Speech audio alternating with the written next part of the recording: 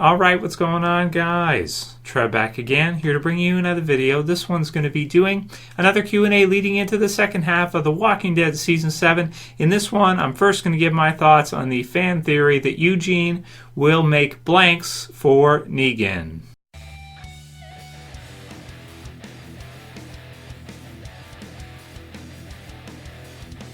Oh man, so no Walking Dead for tonight, so kind of sucks. But that said, we'll continue along with the daily Walking Dead videos and Q&As anyway, guys. So send me whatever questions you have, and thanks for watching, guys. Won't have too much more tonight. This is kind of today's Walking Dead video. If I get one more done, I'll post another one tonight, though, just because it would feel weird not to make Walking Dead videos on Sunday night, and for you guys probably not to watch any on Sunday night, just because we're so used to it. But yeah, keep sending me your guys' questions, fan theories, video topic suggestions, and now's the best time of the year to send them through, because without new episodes on, we're going to be talking about and doing videos anyway on stuff we already have or on stuff we think is going to come up.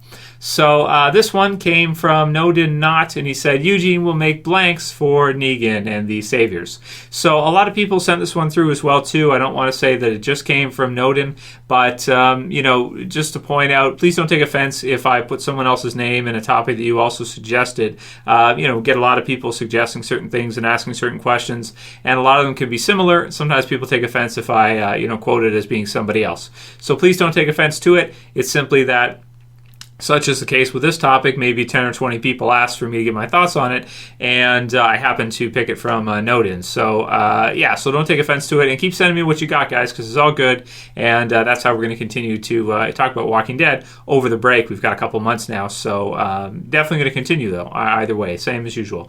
Got lots of great stuff coming, too, some timeline videos and stuff like that for Christmas special, and, you know, top 5s, top 10s, the usual kind of stuff that we do at this time of the year every break. So we're going to continue to have lots of fun. So I like this fan theory that Eugene's going to produce blanks for Negan because, of course, I mean, to recap in the mid-season finale and even prior to, Eugene, very smart, very, very intelligent character, one of the smartest characters in the zombie apocalypse, and also very practical, very useful. You know, it's not easy, I think, for someone to come in and be like, you know what, I can do this, I can make bullets, and actually figure out the recipe and try to do it to the point where one almost kills Negan. Now, is it because the bullets aren't perfected yet, that it didn't fly straight or something, or it somehow, you know, just hit Lucille, which saved Negan? Or is it that Rosita simply missed?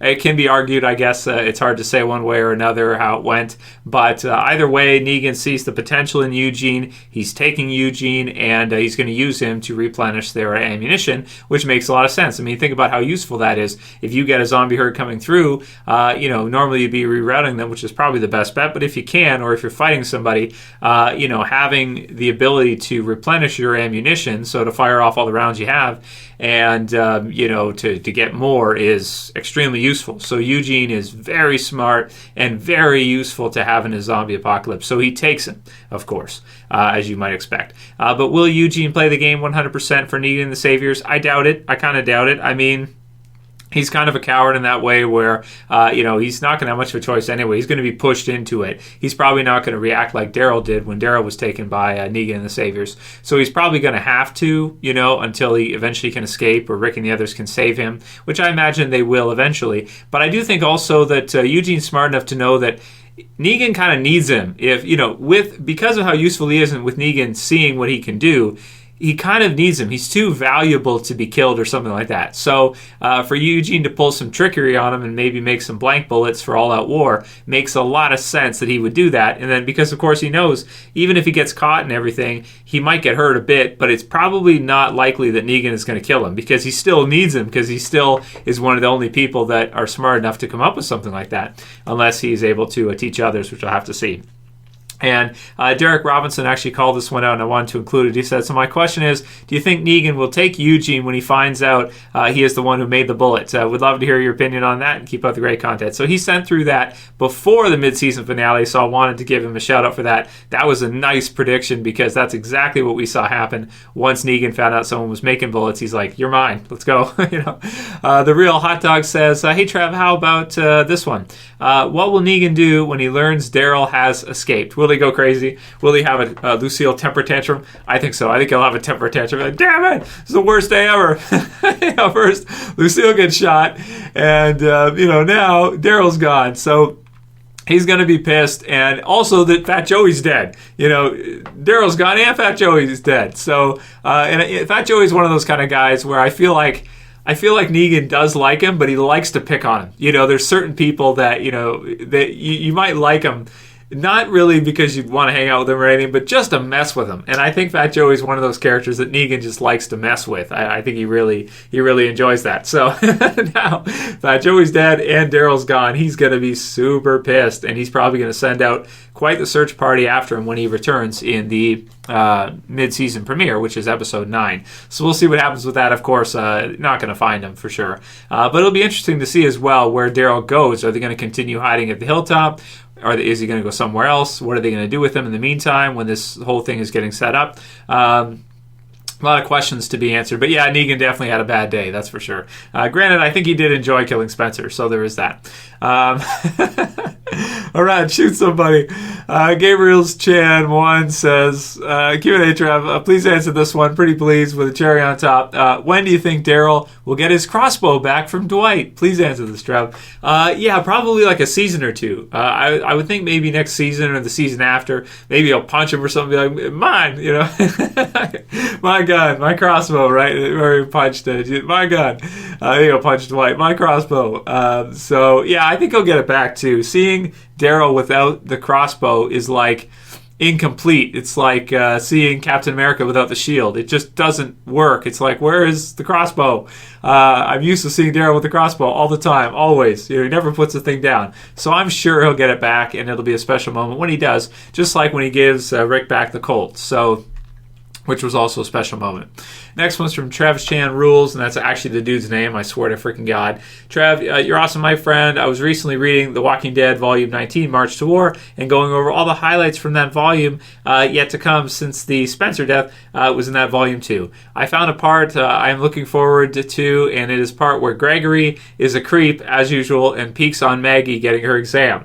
That will hopefully be in the TV series version. Not a big part, but funny-ass scene. That's a good point. We haven't seen that yet, and that would be really funny to see play out in the TV series version because Sandra Berkeley does a great job, and I really like already kind of the relationship that he has with Maggie, how it's very confrontational, and how they're like vying for position with regards to what the people want. The people are already kind of siding with Maggie, like she's pregnant, man, so he gives her the apple because he feels like he has to be politically correct, but that's going to be really funny to see Gregory creep on her. Nice one, man. Yeah, good call out. Chris Wyman says, hey, Trev, happy holidays. In every trailer for the first half of The Walking Dead Season 7, we have seen all the footage. There was footage this year that we hadn't seen yet, especially when Dwight and a rat who killed Olivia are on the highway and they're chasing someone on a vehicle crash on the same freeway. Your thoughts? I also think the junkyard people will help Rick's group in the fight against Negan. So Chris thinks that the junkyard group people are going to be good guys, which would be interesting to see. Maybe you're right to some degrees. A lot of times it's not 100% black and white. It's kind of like saying the people of the ocean side are all good when they almost killed Tara like a couple times, but they didn't, but they were going to. It's like, are they good, are they bad? It's kind of somewhere in the middle. The junkyard people, I can see them being somewhere in the middle, but I would lean towards probably villains because they're going to be second half and they already have so many allies. I just don't see a point to adding more allies to that. I think that you're probably going to go with villains at that point, but that's me, and I could be wrong. You could be right, Chris. Call me out on it if I'm wrong in the next half. But you're right, there are some sequences that were in the trailer that we never got to see. I think some of them were cut probably from episode 3, The Cell, that scene I believe is from. And there's some others too that didn't quite make it looks like. But I think that they filmed so much stuff this half that it caused a lot of episodes to go over. It caused a lot of extended episodes. And it just pushed everything over. And I think they weren't expecting, I guess, the amount of different locations, the amount of different filming spots and different scenes that they decide to do. I guess the way in terms of the story and actually putting it together into a show, I guess there was just so much that some of it either got pushed over in certain episodes, or other episodes they had to decide, are we going to extend this one or are we going to cut some of this stuff? Because a lot of that happened in the first half, which, to be honest, if you have to do a little bit more than not enough, it's better to have more than not enough. I'd rather have extended episodes all the time if they could do it every time. But obviously that's too much of an ask. So it's not a bad thing that they had some extra. And we'll do one more. Sweebass says, didn't really like Sasha at first, but that scene at the hilltop where she sharpens her knife with Abraham's cigar, totally badass. I also thought about when she was sharpening her knife and you can kind of hear it and stuff. It almost made me think of like when Negan uses the knife on Spencer, but it's like before that. So I don't know if they were trying to like hint at something coming up or something. I'm not sure. But and lots of comments about Sasha lately. Last 2 days we've done some videos on that, her getting another role in Star Trek. So that should be big, and we'll see what happens with that. Check out those videos if you missed it. And last one will be from Connor Pooley, who says, but what I'm thinking, Fear of the Walking Dead used the walker under the bag trick. So what if The Walking Dead, they aren't going to use that bit of the story because they gave it to Fear? Just a thought. Well, so I wanted to kind of comment on this one. Here's the thing, I think, like, you can have it in both Fear and The Walking Dead because they are separate shows, even though they're both in the same universe. They are still separate. And a lot of people don't even watch Fear anyway. So you could put it in Fear and the regular Walking Dead, and it probably would be fine because more than half of your audience probably does not watch Fear. If you look at the ratings and that, and even afterwards and everything, I'd probably say like a third of your Walking Dead audience actually watches Fear. Maybe less, So I think you can do it in both, and I don't think it's bad because only people that watch both are going to be like, oh, we've kind of seen that before. But even then, it's done so differently in Fear, the environment's so different, like just totally different environment and everything, that it would feel different enough, I think. So, but that's what I think. Of course, you're entitled to your opinion too, Connor. And if you guys like this video, please don't forget to thumb it up below. Keep sending me your questions, guys. We're going to have lots of fun over the break. It was a great first half, Season 7. And, can't wait for it to return, of course. Hope you guys have a happy holiday season and lots of videos coming through, even though we do have Christmas coming up. So if you're new to the channel, you want to share it through to your Facebook. I appreciate it. And subscribe at the bottom left as well. Check out some other new videos here, guys. And that's it for this one. I'll see you soon. As always, it's Trev. I'm saying peace. Later, guys. See ya. You better subscribe.